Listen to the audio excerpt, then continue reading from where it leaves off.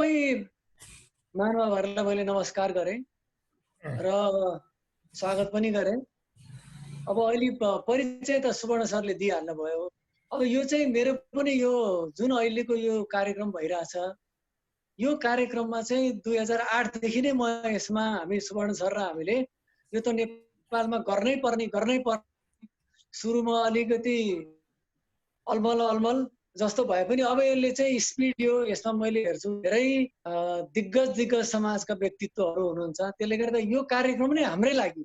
अब यसमा न सरले हाजिर गरेर गयल गरेर नम्बर नदेला कि भन्ने डर, न जातिन नपाउला भन्ने डर, सुती गर्ने सुन्न पाइने, जसरी पनि बोल्न पाइने, ढिलो आउँदा नि हुने, चाँडो जाँदा नि हुने, यस्तो मजाको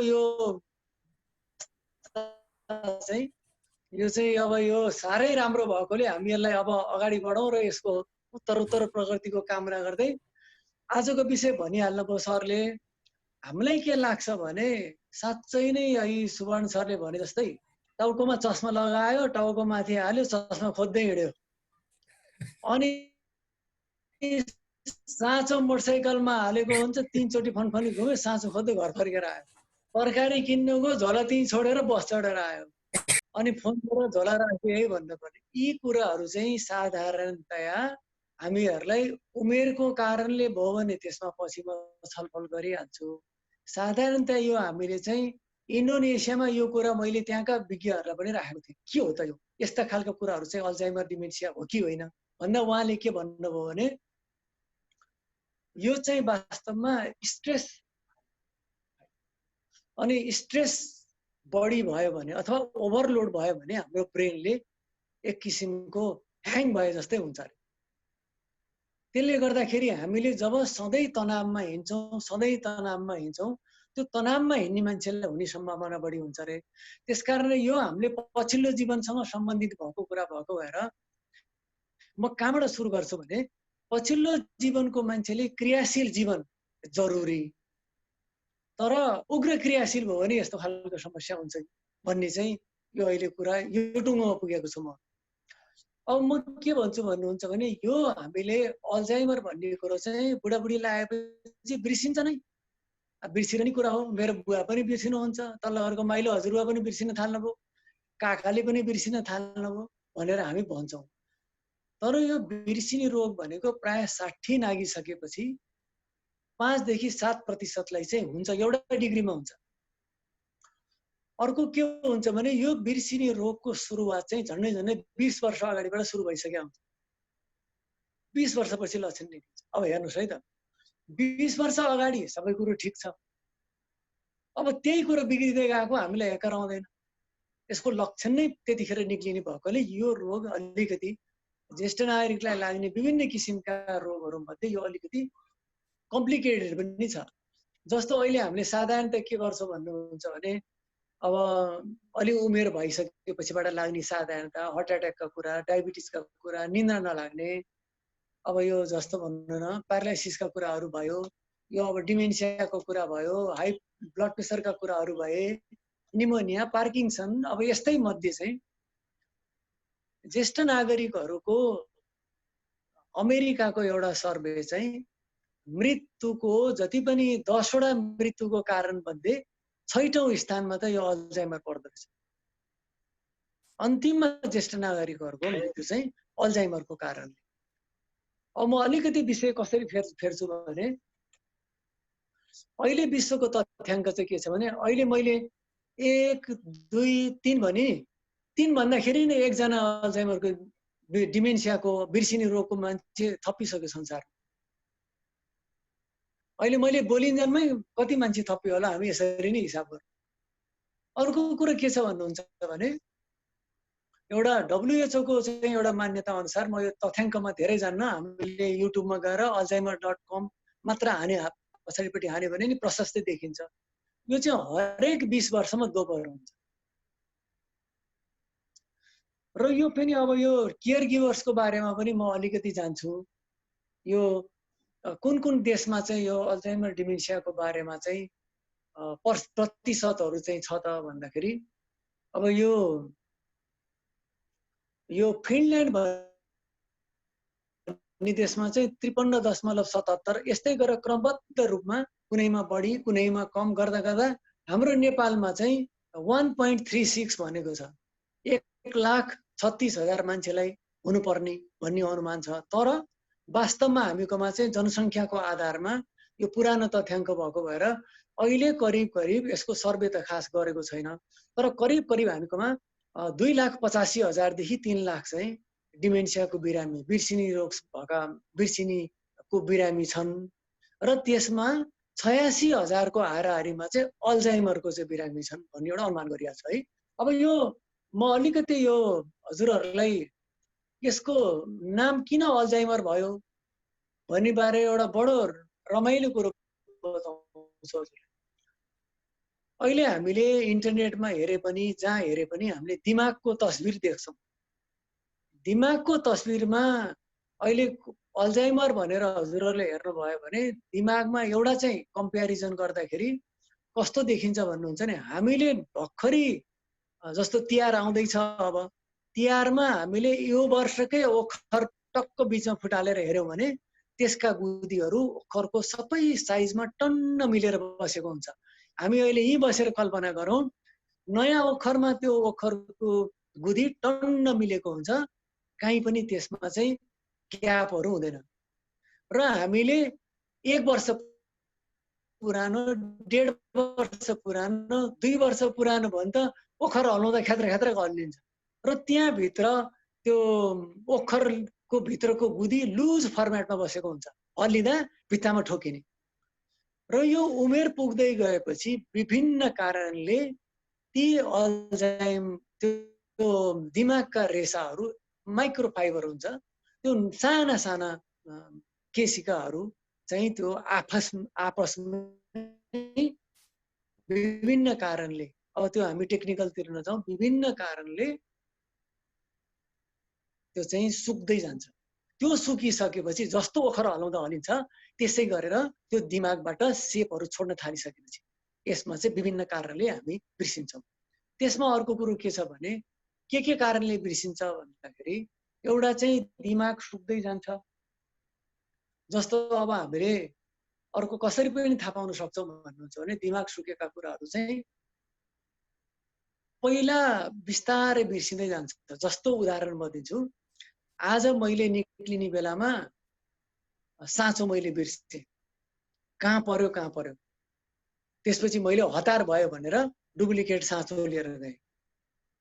डुप्लिकेटले साँचो चलाएर आएँ, साँचोले गाडी चलाएर आएँ अथवा मोटरसाइकल चलाएर आएँ, तर मोटरसाइकल अफिसमा राखेसम्म पनि मेरो दिमागले मैले कहाँ राखेँ होला साँचो, कहाँ राखेँ होला भनेर दिमागमा त्यो चलिरहन्छ।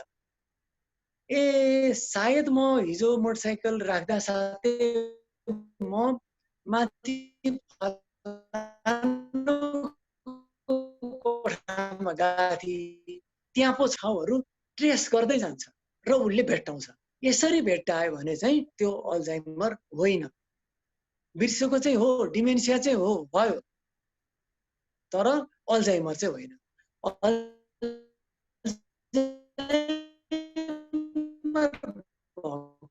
मान्छेले सक्दैन। अब यहाँहरूलाई मैले के ढुक्क पारेँ भने यस्तो त हाम्रो भएको छैन होला पक्का पनि, पत्ता लगायौँ भने हामीले अल्जाइमर भएको होइन, पत्ता लगाउनै सकेनौँ, बेपत्तै भयो भनेदेखि चाहिँ गयो। अब अल्जाइमरको भएको मान्छेले कस्तो गर्छ भन्नुहुन्छ भने शरीर तन्दुरुस्त छ, खानुहुन्छ बिरामीले। अब मानसिक अवस्था कस्तो हुन्छ भने परिवारको त दिमाग स्वस्थ छ, उहाँलाई अहिलेको 20 सेकेन्ड अगाडिको कुरो भनेको कुरो बिर्सिनुहुन्छ, सम्झिन सक्नुहुन्न। 40 वर्ष पुरानो कुरा चाहिँ खरखरी भनेपछि अब घरको मान्छेले दिमागले काम गर्दैन। यो पक्का पनि नाटक गरेको हो मलाई दुःख दिनलाई। अब पैसा एक ठाउँमा राख्नुहुन्छ, मेरो पैसा कसले चोर्यो, आज मैले पोटको खल्तीमा राखेको थिएँ भनेर घरमा बवाल गरिदिन्छ। योभन्दा अघिल्लो एउटा एपिसोडमा हाम्रो डाक्टर निर्मला म्याडमले के भन्नुभएको थियो भने त्यो गहना चोरीको कुरा बताउनु, चोरी हुन्छ भनेर त्यो परिवारले चाहिँ दिदीबहिनीहरू सब मिलेर त्यो बुहारीलाई राखेर अब आमाले खुसी भएर दिने, अब भरे चाहिँ कहाँ लगेर चोरी भनेर भनिदिनु भने त छोरीहरूले लगाएको देखिन्छ, छोरीहरूले चोरी भन्ने पर्न सक्छ बुहारीहरूलाई, भनेर जुन उदाहरण दिनुभयो त्यो वास्तविक एकदम रियल उपमा हो। त्यसले गर्दा हामी यो चाहिँ उहाँहरूलाई त्यो रोग छिपिँदै गइसकेपछि कसरी केयर गर्ने भन्ने बारे हुन्छ अवस्थालाई, त्यो बारे पनि अब हामी सुवर्ण सरले भनिहाल्नुभयो। यसलाई चाहिँ एकैचोटि लामो कुरा नगरेर आज हामी छलफल गरेर एपिसोड वाइज नै बिस्तारै हामीलाई के को हतार छ, बिस्तारै बिस्तारै यसको बारे जानकारी गराउँदै लाँदा पो हुन्छ कि भन्ने सुवर्ण सरले भन्नुभएको भएर आज मैले अलिकति हजुरहरूलाई यसको यो अल्जाइमरको बारेमा पनि हजुरहरूलाई म आज यसको के कारणले यसको नाम अल्जाइमर रह्यो त, यो पनि एउटा रमाइलो कथा छ। भएछ के भन्नुहुन्छ भने 1901 मा एकजना चाहिँ जर्मनको फ्र्याङ्कफर्टमा एकजना चाहिँ फ्राउ अगस्टी भन्ने एउटा बिरामी हुनुहुन्थ्यो। उहाँको उमेर 51 वर्ष मात्रै थियो।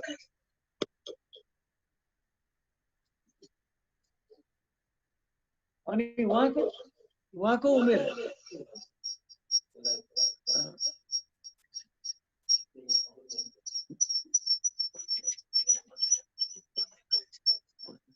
अनि के भयो भन्नुहुन्छ भने त्यो अर्कोबाट गर्न लाग्यो, त्यो अलिकति मिलेन। अनि के भएछ भन्नुहुन्छ भने 51 वर्षको हुनुहुन्थ्यो उहाँ। 51 वर्षको हुँदा उहाँलाई त्यो श्रीमानलाई शङ्का गर्ने, अनि श्रीमानले बिहान साँचो दिनुभएछ मेरो अफिसको फलाना आउँछ भनेर। अनि साँचो दिनलाई उहाँ मान्छे आयो, आइसकेपछि त मलाई त साँच्चै दिनुभएको छैन, मैले कहाँबाट दिने भनेर जङ्गेर पठाइदिनु भएछ। अब बेलुका आउँदाखेरि त मैले त म्याडमले साँच्चै दिनु भएन भनेपछि अब उहाँ जरुरी काम थियो उहाँको, साँचो नदिएको कारणले उहाँले बेसरी हकार्नु भएछ। अनि हकारेपछि त्यो झन् पुरा उग्र रूप भयो। त्यो हामी अब भोलि पनि अब अर्को सेसनमा चाहिँ हाम्रा साना साना कुराहरूले उहाँहरू कसरी उग्र हुन्छन्, त्यो उग्र भएको बेलामा झन् हामीले थर्कायो भने झन् अति उग्र हुन्छ। त्यसलाई कन्ट्रोल गर्ने बारेमा पनि हामी पछि छलफल गर्छौँ, आज सरसर्ती मात्रै। अनि त्यसपछिबाट उहाँलाई के भयो भने के गर्ने त भनेपछि उहाँले एउटा डाक्टर खोज्नु पर्यो भनेपछि मनोचिकित्सक प्लस सर्जन चाहिँ डाक्टर एलुइस भन्नेकोमा लानु पर्यो भनेर उहाँलाई एलुइस भन्ने डाक्टरकोमा लग्यो। अब यो एलुइसलाई लगिसकेपछि के हो भन्नुहुन्छ भने डाक्टर एलुइसले उहाँलाई हेर्नुभयो। हेर्दाखेरि उहाँले उपचार गर्न खोज्नुभयो, हुँदैन, दिनका दिन एकदमै बढ्दै जान्छ, फेरि यो गर्दा हुन्छ कि भनेको ऊ गर्दा हुन्छ कि भन्यो। उहाँको त त्यो दिनका दिन बढ्दै बढ्दै बढ्दै गयो। बढ्दै गइसकेपछि ठ्याक्क 5 वर्षपछि उहाँको मृत्यु भयो। कसको भन्दाखेरि त्यो फ्राउ अगस्टी भन्ने बिरामीको मृत्यु भयो। मृत्यु भइसकेपछि उहाँको टाउको यो के कारणले भयो, अरू सबै फिजिकल्ली सबै ठिक छ, उहाँको नर्भ सिस्टम ठिक छ, किडनी ठिक छ, फोक्सो सबै कुरो ठिक छ भनेपछि उहाँलाई के लाग्यो भने मनोचिकित्सक भएको कारणले दिमागमा पो केही छ कि भनेर उहाँले त्यसलाई पोस्टमार्टम भनौँ वा अटोस्पी भनौँ न। पोस्टमार्टम अब हामीले बुझ्दा शरीरहरू चिरफार भन्ने हुन्छ, अटोस्पी भनेको नि त्यही नै हो, टाउको अब त्यो पोस्टमार्टम भनौँ वा त्यो घर चिरेर हेर्नुभयो। हेर्दाखेरि टाउकोमा अघि मैले सुरुमा भने नि यहाँहरूलाई पुरा ओखरको जस्तो सुकेर ठाउँ ठाउँमा कालो भएर पुरा ड्यामेज भइसकेको रहेछ। अनि मृत्युको कारण चाहिँ त्यसकोले प्रपरली फङ्सन नगरेकोले, जस्तो हामीले कुनै ठाउँमा खुट्टा ठोक्यो भने हामी खुट्टा तुरुन्त उठाउँछौँ, किन भन्दाखेरि त्यो हामीहरूको तन्तुहरूले त्यो खुट्टा ठोकिँदा साथै दिमागमा सङ्केत पुग्छ र सङ्केत पुगिसकेपछि त्यो खुट्टा हटा भन्ने पनि सङ्केत माथिबाट आउँछ।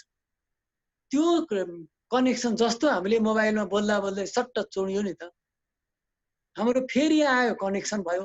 तर अल्जाइमरमा कनेक्सन हुँदैन, किनभने त्यो सिग्नल दिने चिजहरू, त्यो सिग्नल दिने यन्त्रहरू पुरा बटारिएको हुन्छ, लठारिएको हुन्छ र सुकेको हुन्छ, त्यसले कामै गर्दैन, नन कम्युनिकेबल भएर जान्छ। जस्तो कि हामीले दूरसञ्चारको तारहरू जुत्ता देख्छौँ नि, त्यस्तै गरेर हाम्रा ती सङ्केतहरूलाई आदान प्रदान गरेर काम गर्ने सिस्टमको त्यस्तै गरेर जोडिएर अल्झिएर काम नगर्ने भएको हुन्छ, फल्ट पोजिसनमा बसेको हुन्छ।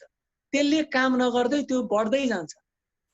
पछि हामी एउटा सानो चलचित्र पनि एउटा म यहाँहरूलाई अहिले समय रह्यो भने देखाउँछु, हजुरहरूले पनि युट्युबमा गएर हेर्नुभयो भने चाहिँ म वेबसाइट पनि हजुरलाई त्यो गरिदिउँला। अनि त्यो भइसकेपछि चाहिँ कस्तो भयो भने ल अब के गर्ने त भनेपछि यसको नाम के राख्ने त भनेपछि उहाँले के गर्नु भने यो अब तिमीले पत्ता लगाएको भएर तिम्रै थरबाट राखिदेऊ भनेर उहाँको नाम डाक्टर एलुइस अल्जाइमर हो। त्यसो भएकोले आजदेखि यस्तो किसिमको यो नसा सुकेर यसरी कसैको मृत्यु भयो भने, नसा सुकेर मृत्यु भएको रहेछ भने, अथवा दिमागमा विभिन्न किसिमले दिमागमा क्षति पुगेर जसको उपचार नै हुँदैन, अहिलेसम्म यसको उपचार पनि छैन, त्यो भएर मृत्यु भयो भने त्यसको नाम चाहिँ, त्यो रोगको नाम चाहिँ अल्जाइमर राखिदिने है। तपाईकै थरबाट उहाँको नाम चाहिँ डाक्टर एलुइस अल्जाइमर हो। त्यसो भएर यसको नाम अल्जाइमर रह्यो। जस्तो हाम्रो एकजना अमात्यजीले पनि के भन्ने, हामी स्कुलमा पढ्दा के अमात्य ग्यास भन्ने नयाँ ग्यास पत्ता लगाएकोले त्यो ग्यासको नाम पनि अमात्य ग्यास हो भनेर हामीले पढ्नु पर्थ्यो केटी हुँदा 6-7 क्लासतिर। त्यस्तै खालको उहाँले पत्ता लगाउनु भएको भएर यसलाई चाहिँ यो अमात्य ग्यास भने जस्तै यसको नाम पनि चाहिँ अल्जाइमर राखिएको। यो मैले अलिकति समय विषयभन्दा बाहिर गएँ, तर पनि के छ भने यसको केही लक्षणहरू म भन्छु यहाँहरूलाई। एउटा कुरो के छ भने नयाँ कुरो सिक्नु नसक्नु, यो अल्जाइमर लागिसक्यो डिमेन्सियामा बिर्सिने, किनभने भनेको बिर्सिहाल्छ अनि उसले कसरी गर्ने। एउटा उदाहरण दिन्छु। अब हाम्रो घरमा बुवाहरू पनि हुनु होला, हाम्रै कसैलाई भएको होला, काकाहरू हुनुहुन्छ होला, पाका मान्छेहरूलाई के हुन सक्छ भने अहिलेको बच्चाहरूले मोबाइल फट एकैछिनमा चलाएर एकैछिनमा हेरिहाल्छ। अब एउटा ज्येष्ठ नागरिकहरूलाई के हुन सक्छ भने, सबैलाई हुन्छ भन्ने पनि छैन, यो हामी पछि जान्छौँ त्यसमा। मोबाइल ल न, मेरो साथीले यस्तो खालको तस्बिर पठाएछ उसको हाम्रा पुराना स्कुलको, त्यो हेर्न पर्यो फेसबुकमा, ल त लगाइदे भनेपछि नातिलाई रिक्वेस्ट गर्नु पर्यो, अथवा छोरालाई रिक्वेस्ट गर्नु पर्यो, बुहारीलाई रिक्वेस्ट गर्नु पर्यो। उहाँले पेट गरी यसो गर्नुहोस् न भइहाल्छ नि भनेर सिकाएर जान्छन्। अनि बाटोमा बोकेर ल्याउँदै आफ्नो कोठामा आउँदै त्यो कहाँ टच भएर फेरि पहिलाको अवस्थामा पुग्छ। अब हामीले सेट गर्न सक्दैनौँ त्यो, किनभने नयाँ कुरो उहाँको त्यसका टर्मिनोलोजी त्यसले कहाँ थिच्यो, यो कुरो त्यहाँबाट त्यहाँ आउँदै बिर्सिसक्छ। र के समस्या हुन्छ भने फेरि दोहोऱ्याएर जाउँ, उनीहरूलाई झर्को हुन्छ, यति पनि गर्न नसकेको। त्यसले गर्दा यसमा के हुन्छ भने ज्येष्ठ नागरिकहरूलाई पढाउने शैली, यो आइटीमा कसरी पढाउने, यी कुराहरू चलाउन सक्ने बनाउन सकिन्छ। अब हामीले यो चाहिँ फङ्सन कीहरूको गर्यौँ भने उहाँहरूलाई सम्झिन सजिलो हुन्छ। केही कुराहरू यसरी जाने भनेर कसरी लेखाएर गर्ने, यी कुराहरू पनि हामीहरूले चाहिँ त्यो गर्न सक्छौँ हामीले। अब यो तरिकाले हामीले यसरी गर्दै जाँदा अर्को कुरो के हुन्छ भने नयाँ कुरो उहाँहरूले सिक्न सक्नु। अर्को कुरो तर्क गर्न सक्नु। जस्तो हामीलाई कुनै प्रश्न कसैले राख्यो भने हामीले त्यो प्रश्नको जवाफ उसले मलाई होच्याउनलाई भन्यो कि मलाई खुसी पार्न भन्यो कि अथवा त्यसलाई यसरी जवाफ दिनुपर्छ भनेर हाम्रो दिमागले कामहरू गर्छ, योजनाहरू बनाउँछ। उसले यसो भन्यो भने म यसो भन्छु। जस्तो म यहाँबाट आज हिँड्छु भनिसकेपछिबाट म यहाँबाट यहाँ जानुपर्छ, बस चढ्ने, यहाँ गएर बस छुट्छ, यहाँ मैले टिकट काट्नुपर्छ, यी कुराहरू पुरा उसको दिमागले काम गर्छ र ऊ जीवनको कामहरू दैनिकीहरू सजिलैसँग गर्न सक्छ। तर डिमेन्सिया भएको मान्छेले यो कुराहरू गर्न सक्दैन। त्यसले गर्दाखेरि विशेष गरिकन डिमेन्सिया भएका बिरामीहरू हराउने गर्छन्। घरबाट निक्लिसकेपछि घरमा फर्किन सक्दैनन्, बस चढ्यो भने कहाँ ओर्लिने भनेर नामै बिर्सिन्छ। त्यसले गर्दाखेरि उहाँहरूलाई यो बेसिक अलिकति डिटेल्समा हामी पछि जान्छौँ। अर्को कुरो के छ भने हामीहरूको यो सामान्य जेनरल कामहरू, जस्तो हामीहरूले यो सधैँ गरिराखेका कुराहरू, जस्तो घरका कामहरू पनि हामीहरूले गरिराखेकै हुन्छौँ। त्यो घरको कामहरू पनि उहाँहरूले गर्न सक्नुहुन्न। जस्तो तरकारी काटिराखेकै हो, त्यो चिजहरू पनि चाहिँ उहाँहरूले गर्न सक्नुहुन्न र काट्नुभयो भने पनि घाउचोटहरू लाग्ने सम्भावना बढी हुन्छ। किनभने त्यो पहिला चलाइराखेको चिज हो, अब चलाउन सक्नुहुन्न। जस्तो साइकल चलाएको छ भने मैले त पहिला चलाएको भने अल्जाइमरको कारणले अथवा डिमेन्सियाको कारणले त्यो पाइडल घुमाएर, अझ विशेष गरिकन अल्जाइमरमा म डिटेल्समा जान्छु, अल्जाइमर भएको मान्छे उमेरमा धेरै राम्रो साइकल चलाउनुहुन्थ्यो, राम्रो एक्सपर्ट रहेछ नि, पछि त्यो साइकल कसरी घुम्छ भन्ने कुरो नै उहाँहरूले यो पत्ता लगाउन सक्नुहुन्न। र यस्तो कम्प्लिकेसन आउँछ कि हामीले साधारणतः विश्वासै लाग्दैन। अब एकदम तन्दुरुस्त हुनुहुन्छ उहाँहरू, अब तन्दुरुस्त हुनुहुन्छ, तर के छ उहाँहरूले खानुहुन्छ स्वाभाविक बमोजिम, एउटा पछिल्लो कन्डिसनमा पुगेपछि खान सक्नुहुन्न र उहाँहरूको व्यवहार र शरीरमा टोटल्ली फरक देखिएको भएर समाजमा उहाँहरूले कुनै मान्छेलाई बाहिर निक्लिँदा केही भनेर भयो भने उत्तेजित भएर कुटपिट गरिदिनु भयो भने फलानले मलाई कुट्यो भनेर चाहिँ उहाँले जानिकन गरेको हो भन्ने किसिमको समाजमा भ्रम रहन्छ। तर उहाँहरूले त्यो कुटेको कुरो उहाँहरूलाई थाहा हुँदैन। त्यस कारणले के छ भने उहाँहरूको व्यक्तित्वमा परिवर्तन हुन्छ। जस्तो कि अब पहिला नरिसाउने हुनुहुन्थ्यो भने रिसाउने हुन सक्नुहुन्छ।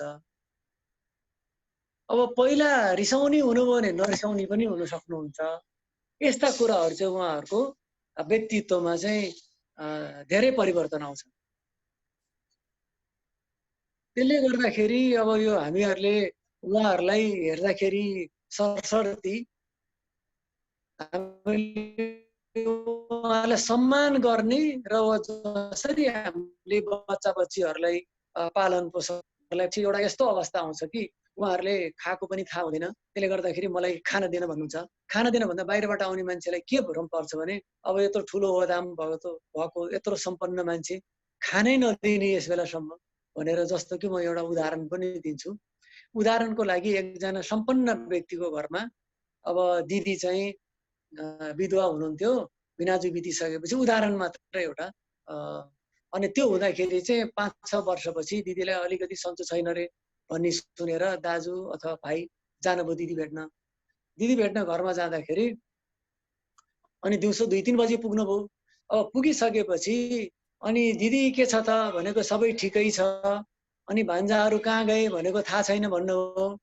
अनि खाजा खानुभयो त भने त अहिलेसम्म मलाई भातै खान दिएको छैन दिउँसो मध्याह्नमा। अब एउटा दिदीलाई भिनाजु बितिसकेपछि दिमागमा के पर्छ भने मेरो भिनाजु बित्दा साथै मेरो भान्जा बुहारीले अथवा भान्जा मिलेर मेरो दिदीलाई 2-3 बजेसम्म भातै खान नदिने, यो त हद भयो नि त भनेर।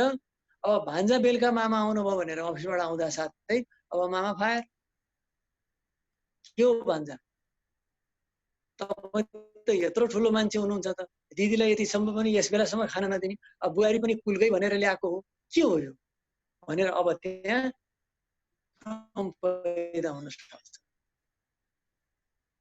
र त्यसपछि उहाँले त्यही दिन बेलुका जाने तयारी गर्नुभयो। तर भान्जाहरूले थामफुरो पारेर राख्नुभयो। भोलिपल्ट खानासाना खानुभयो, दिदीले पनि खानुभयो।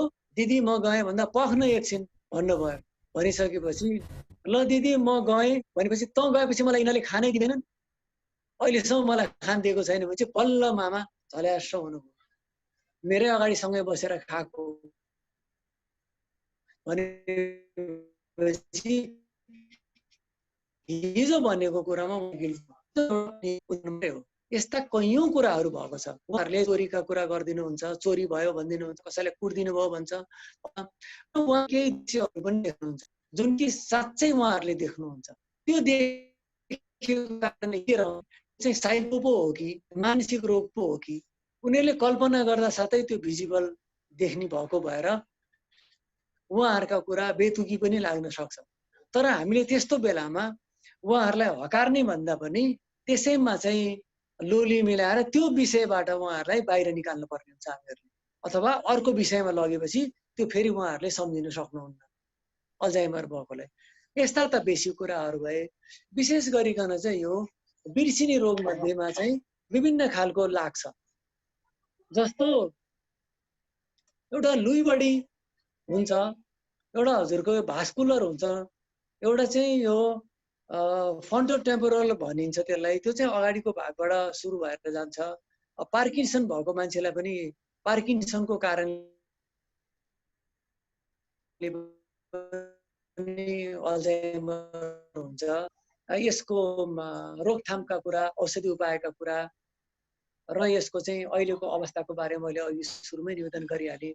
साधारणतः के मानिन्छ भने जस्तो यो भास्कुलर टाइपका यो डिमेन्सिया चाहिँ झन्डै 5% मात्रै हुँदो रहेछ। अनि चाहिँ यो मल्टिपल टाइपको मिक्स टाइपको चाहिँ हजुरको अब यो 10% हुन्छ, लुई बडी चाहिँ 15% हुन्छ, त्यसपछिबाट अरू खालका भनेर 10% र 60% हुने विस्मृति रोगहरू चाहिँ अल्जाइमरको कारणले हुन्छ भन्ने चाहिँ एउटा तथ्याङ्क छ। अब अर्को चाहिँ के छ भने उहाँहरूलाई अल्जाइमर भएको मान्छेलाई चाहिँ प्राय जसो अन्तिम यसलाई 3 वटा अवस्था मानिन्छ। पहिलो अवस्थामा चाहिँ अब साधारण जस्तो हुन्छ, हेरचाह गर्न पनि सजिलै हुन्छ। दोस्रो भएपछि ती लक्षणहरू बढ्दै जान्छ, चाप्दै जान्छ भने जस्तै। तेस्रोमा गइसकेपछि चाहिँ उहाँहरूको अवस्था अलिकति चिन्ताजनक हुँदै जान्छ। त्यो बेलामा अन्तिम अवस्थामा हेरविचार गर्ने तरिका, दोस्रो चरणमा हेरविचार गर्ने तरिका, तेस्रोमा छलफल गर्छौँ। अर्को कुरो के हुन्छ भने उहाँहरूलाई भाषामा बिस्तारै प्रब्लम हुन थाल्छ त्यो रोग बढ्दै गएपछि। जस्तो कि पानी ल्याऊ भनेर भन्नु पर्यो भने उहाँले दुध ल्याऊ भनिदिन सक्नुहुन्छ, किनभने पानी त जिन्दगीभरि सम्झिरहेकै कुरो हो। त्यस कारणले त्यो पानी चाहिँ हामीले उहाँले भन्न खोज्नु भएको चाहिँ पानी हुन्छ। त्यसले गर्दा उहाँले दुध भन्दाखेरि दुध लगिदिसकेपछि त्यही दुध हुर्याइदिन सक्नुहुन्छ। अब के हुन्छ त भन्दाखेरि मैले यसरी दिँदाखेरि मलाई यस्तो खालको व्यवहार गरियो भन्ने कुरो चाहिँ हुनसक्छ। अनि त्यसो भएको भएर हामीले त्यस्तो अवस्थामा कसरी गर्नु यो केयर गर्ने भन्ने बारे नै नि हामी छलफल गर्छौँ। अर्को कुरो उहाँहरूलाई समयको ज्ञानै हुँदैन। उहाँहरूलाई बिहान हो कि जस्तो अहिले हामीहरूले कुनै ठाउँमा यसो समय हेर्नु पर्यो भने बाहिर उज्यालोको भोल्युम हेरेर करिब यति भयो होला भनेर 1-1.5 घन्टाको फरक अथवा आधा घन्टा 1 घन्टाको फरकमा हामीले कमसे कम समय पत्ता लगाउन सक्छौँ भने उहाँहरूले सक्नुहुन्न। अर्को कुरो चाहिँ ठाउँ, घरबाट निक्लिसकेपछि उहाँहरूले सबै घर उस्तै हुन्छ, उहाँहरूलाई कन्फ्युज हुन्छ। त्यसले गर्दाखेरि उहाँ घर फर्केर पनि आउन सक्नु। त्यसो भएकोले उहाँहरूसँग अलि उमेर भएको र यो डिमेन्सियाको बिर्सिने रोगको सुरुवात भइसकेपछि हामीले उहाँहरूलाई एक्लै छोड्नुहुन्न, कोही न कोही साथ लागेरै लिएर जानुपर्ने हुन्छ। अर्को चाहिँ मान्छेहरू बिस्तारै चिन्न छोड्नुहुन्छ। अनि हामीले के गर्छौँ, मलाई चिन्न भो, म फलानुको छोरो, म फलानु तपाईँको भान्जा भन्दा पनि उहाँहरूले चिन्न सक्नु। ए फलानु भन्नुहुन्छ, तर उहाँहरूले फेरि एकैछिनमा बाबु को रे, फेरि एकैछिनमा नानी को रे, को हो? मैले अहिले भर्खरै भने आइन त तपाईँलाई म फलानुको छोरी, तपाईँको भान्जी, यस्तो भनेर परिचय दिएर उहाँहरूलाई त्यो केही काम लाग्दैन। उहाँले सम्झिनै सक्नुहुन्न, चिन्नै सक्नुहुन्न। र बिस्तारै के हुन्छ भन्नुहुन्छ भने आफ्नै परिवारका सदस्यहरूलाई पनि राम्रोसँग चिन्न सक्नुहुन्न उहाँहरूले। त्यसपछिबाट अनि हाम्रो दिमागमा कस्तो हुन्छ भन्नुहुन्छ नि, यो सबै के कारणले हुन्छ त? उहाँको भाषामा दिमागको भाषालाई फङ्सन गर्ने एउटा युनिट हुन्छ। त्यो युनिटबाट अल्जाइमर सुरु भयो भने भाषामा प्रब्लम आउँछ। अङ्ग्रेजीको एकजना मैले अहिले उहाँको अवस्था मलाई अलिकति थाहा छैन, एकजना अङ्ग्रेजी डिपार्टमेन्टको चिफ नै हुनुहुन्थ्यो। उहाँले पछि एबिसिडी पनि भन्न सक्ने अवस्था रहेन, एबिसिडी जेडसम्मै भन्न सक्नुहुन्न थियो। भनेपछि त्यो भाषामा भयो, अरू कुरो ठिक हुन सक्छ फेरि, तर जुन ठाउँमा त्यो लाग्दै जान्छ त्यो चिजहरू चाहिँ उहाँहरूलाई गाह्रो हुँदै जाने यस्तो खालको हुन्छ। जस्तो कि अब उहाँहरूको हाम्रो दिमागमा एउटा सन्तुलन, दिमागलाई सन्तुलन राख्ने एउटा ठाउँ हुन्छ, एउटा डिपार्टमेन्ट हुन्छ। त्यो सन्तुलन गराउने डिपार्टमेन्टमा अल्जाइमर भयो भने उहाँले ब्यालेन्सली हिँड्न सक्नुहुन्न, एक खुट्टा टेक्नेर उभिन सक्नुहुन्न, त्यो ब्यालेन्सिङ क्यापेसिटी जान्छ। किनभने उहाँ राम्रो चाहिँ यो एथलेटिक्स हुन सक्नुहुन्छ, हिँड्न सक्नु हुँदैन। यस्ता खालको जुन ठाउँमा त्यसले असर गर्दै जान्छ त्यस्तै खालको चाहिँ चिजहरुमा चाहिँ प्रब्लम हुँदै जान्छ। अर्को कुरो के छ, उनीहरुको कतिपय चिजहरु हुन्छ कि यो ब्रेन स्ट्रिम भन्ने ठाउँमा चाहिँ यो मेरुदण्डको पछाडिपट्टि हुन्छ। यसले चाहिँ केलाई कन्ट्रोल गर्छ भन्नुहुन्छ भने जस्तो हाम्रो अटोमेटिक जस्तो मुटु चल्छ नि त, यो मुटु हामीले रोक्न सक्दैनौँ नि त। सास फेर्ने कुरा पनि हामीले केही बेर रोकौँला तर त फेरि अटोमेटिकली चल्छ। जस्तो हात चलाउनलाई हामीले बुद्धि लगाउनु पर्छ। अब तर मुटु चलाउनलाई यहाँबाट के पनि हामीले बुद्धि ल्याएर मुटुमा हाम्रो हुँदैन। सास केही समय रोक्न सकिन्छ तर त्यो रोक्न सकिँदैन। त्यसै गरेर हाम्रो पाचन प्रणालीहरू अटोमेटिकली चल्छ। रक्तचापहरू जुन कन्ट्रोल गर्ने सिस्टम हुन्छ त्यो डिपार्टमेन्टमा तपाईको चाहिँ अल्जाइमर भयो भने त्यो कुराहरूले फङ्सन गर्दैन। र कहिलेकाहीँ के हुन्छ भने सजिलैसँग उहाँहरू चाहिँ बेलुका सुत्दाखेरि नै अथवा मुटुको धड्कन राम्रोसँग चलाउन सक्ने ठाउँमा अल्जाइमर भयो भने त्यसले मुटुको धड्कनमा समस्या लिएर आउने जस्ता कुराहरू भएर पनि मान्छेको चाहिँ अब अन्तिममा मृत्यु हुन सक्छ। अब अर्को म के भन्छु भने यो विभिन्न खालको चरण हुन्छ, त्यसलाई हामी चरणबद्ध तरिकाले पछि हामी छलफल गरिहाल्छौँ।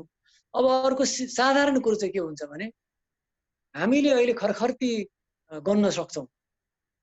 अहिले 100 को, 1000 को, 500 को यी सबै नोटहरू हामी चिन्न सक्छौँ। अल्जाइमर भइसकेपछि नोटहरू हामीले चिन्न सक्दैनौँ, सबै एकै लाग्छ। कुन 5 को, कुन 10 को, कुन 100 को। त्यसले गर्दाखेरि हाम्रो परिवारमा कसैलाई त्यस्तो भएको छ भने, हुने सम्भावना छ भने आफ्ना कारोबारहरू उहाँको होस हवास छँदै ती कुराहरू हामीले सल्टाउनु पर्ने हुन्छ, व्यवहारिक कुराहरू। मैले व्यवहारिक कुरा जोडेको किनभने हामी त सबै व्यवहारिकै हौँ। त्यस्तो अवस्था हुन्छ। अर्को कुरो चाहिँ के हुन्छ भन्नुहुन्छ भने पहिला हामीहरूले बुवाहरूलाई अथवा हाम्रा परिवारको प्रमुखलाई सोधेर हामीले काम गर्ने गरेका हुन्छौँ। यो अल्जाइमर भइसकेपछि उहाँहरूले एकदम विचार गरे जस्तो लाग्छ, उहाँले सही निर्णय दिन सक्नु भएन भने के हुन सक्छ भने हामीलाई मेरो लागि उहाँले यो कुरो त बिल्कुलै गलत हो भन्ने कुरो पर्न सक्छ र त्यसले गर्दा हाम्रो सम्बन्ध पनि बिग्रिन सक्छ। त्यसकारणले उहाँहरूलाई निर्णय गर्ने कुरामा अब उहाँहरूलाई दिनु हुँदैन। उहाँको निर्णय जस्तो उहाँले गर्ने ट्रान्जेक्सनहरू, ब्याङ्क ट्रान्जेक्सनहरू जस्तो कसैले लगेर तमसुक बनाइदिन सक्छ। उहाँले हुन्छ एकदम ठिक हो मैले गरिदिएको हो भन्नु होला, तर घर आउँदा उहाँलाई गरेको थाहा हुँदैन। त्यसकारणले कारोबारको कुराहरू अहिले मैले यहाँलाई अघि पनि भनिहालेँ, यो कुराहरू दोहोऱ्याउने कुरा मैले भनिहालेँ हैन। अब यही कुरो चाहिँ दोस्रो चरणमा गएपछि यही कुरो बढ्दै बढ्दै बढ्दै बढ्दै जान्छ। अनि त्यसपछि के हुन्छ भने परिवारमा काकालाई भाइ भन्दिने, कसैलाई भतिजो भन्दिने, छोरीलाई श्रीमती भन्दिने, बुहारीलाई श्रीमती भन्दिने, कसैलाई माइजू भन्दिने।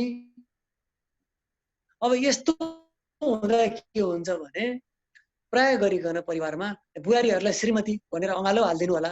अब यो त बिल्कुलै असामाजिक भयो, नपच्ने कुरो भयो नि त। तर उहाँले जानेर गरेको हुँदैन थियो। त्यस्ता घटना ज्येष्ठ नागरिकहरूले गर्नुभयो भने त्यो हामीले उहाँहरूलाई पुरा क्षमा गरेर यसमा हामीहरूले उहाँहरूलाई चाहिँ त्यस्तो किसिमको दुर्व्यवहार गर्नु हुँदैन।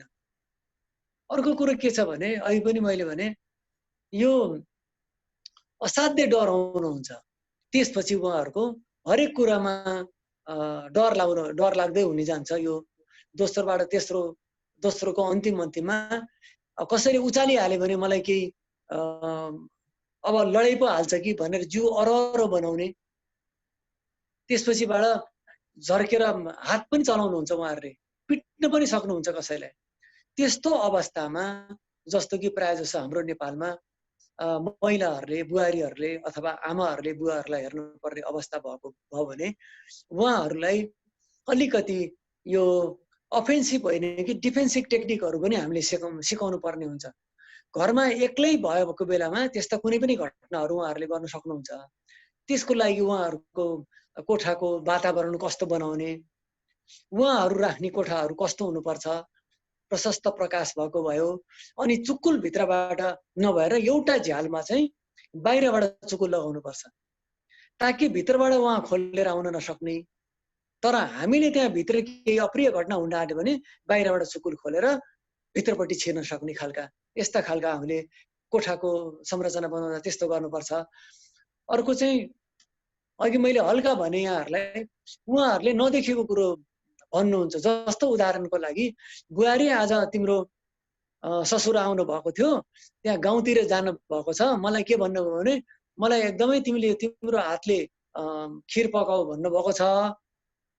अनि मैले त पकाउँदिन, बुहारीले पकाउँछ भनेर भनेको छु, ल त बुहारी त्यहाँ दुध लिएर आएर खिर पकाऊ भनेर सासूले बुहारीलाई भन्नुभयो भने बुहारीलाई के थाहा छ भने ससुरा बितेको 15 वर्ष भइसक्यो।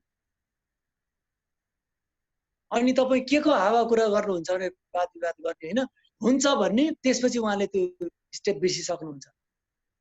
2-3 मिनेटपछि त्यो खिर पकाऊ भनेकै बिर्सिन्छ। उहाँहरूले गरेको कुरामा जिद्दी हुन नदिनको लागि उहाँहरूलाई डाइभर्ट गर्ने अवस्थामा कसरी डाइभर्ट गर्ने भन्ने कुरामा पनि अब हामी यसपछि फेरि छलफल गरेर हजुरहरूसँगै अब यो त म जान्ने भएर भनेको भन्दा नि मैले आफूले सेयर मात्रै गरेको हो। अब हामीले के गर्दा राम्रो हुन्छ भन्नुहुन्छ नि, हामी सबै यस्ता खालका घटनाहरू हामीले देखेँ कि देखेनौँ, यो सम्ममा अहिले मैले दिएको जानकारीले हजुरहरूलाई के कस्तो सहयोग पुग्यो भनेपछि हामीले यसलाई अर्कोमा चाहिँ हामी फेरि कुनै दिन समय मिलाएर अब यही हजुरहरूको सुझावको आधारमा बेसिक समस्याहरूको बारेमा चाहिँ हामीले मभन्दा पनि एक्सपर्ट बोलाउनु पर्छ कि सुवर्ण सरलाई कुरा भइसकेको छ, मभन्दा पनि विज्ञ लिएर आएर टेक्निकल दिने हो कि व्यवहारिक दिने हो कि यी कुराहरू हामी अर्को फेजमा गर्छौँ। अर्को कुरो के छ भने असाध्य शङ्का गर्ने हुन्छ। कोही मान्छे आयो कि उहाँलाई मार्छ अथवा केही गर्छ भन्ने भएकोले उहाँको कोठामा हतियार रहेछ भने सबैभन्दा पहिले त्यही समाउन जानुहुन्छ। दिमागमा असाध्य डर हुन्छ उहाँहरूलाई। त्यसले गर्दा त्यो हतियारले सांघातिक हमला हुन सक्छ जुन कि उहाँलाई थाहा हुँदैन। जस्तो बच्चाको हातमा चक्कु पर्यो भने बच्चाको त हामी समातेर यसो गरेर बल गर्यो भने त्यो चक्कु निकाल्न खोज्न सक्छौँ। तर अल्जाइमर भएको मान्छे बहुत पावरफुल हुन्छ, खाना राम्रो खाएको हुन्छ, बलियो हुन्छ। त्यसले गर्दा त्यो चक्कु साधारणतः बलियो मान्छे भएन भने खोज्न गाह्रो पनि हुनसक्छ। त्यसले गर्दा अर्को घटना घट्न सक्छ। त्यस कारणले त्यसको लागि हामीहरूले अफेन्सिभ होइन डिफेन्सिभ त्यस्तो चक्कु कसरी समाउने। अब 2 जना जाँदा त उहाँ झन् एग्रेसिभ हुन्छ। 2 जना मान्छेमा एउटा मान्छेलाई कसरी गर्ने, अर्को मान्छेले कसरी चक्कु खोज्ने भन्ने बारे हामीले बिस्तारै यो कुराहरू पनि हामी गर्छौँ। अर्को चाहिँ कस्तो हुन्छ भन्नुहुन्छ भने बिस्तारै वेट घट्दै जानु भनेको चाहिँ यो अन्तिम चरणतिर जाने लक्षण हो। हामीले विचार चाहिँ खाना रुचि कम हुँदै जान्छ यो अवस्थामा। साधारणतः पहिला चाहिँ 8 वर्ष मानिन्थ्यो यसको औसत आयु। अल्जाइमर डायग्नोसिस